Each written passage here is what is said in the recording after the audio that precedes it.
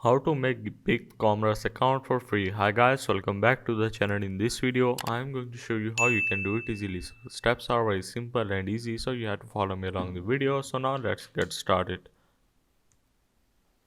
First of all, search for BigCommerce on your Google browser or any kind of browser you are using, and you have to go for their official website on the top.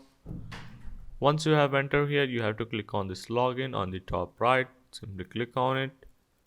Once you are here, simply go for this sign up and you will taken to this create your beautiful store today. First of all, enter your first name, your last name, your phone number, your password,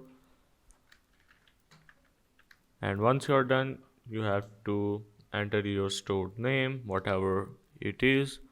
Once you are done, as you can see, what size is your online business, simply search or click on any kind of option available here and simply go for this create your store. So right now, as you can see, I have an error occurred on my store which is not available in my country. So yeah, that's how basically you will create your store on BigCommerce.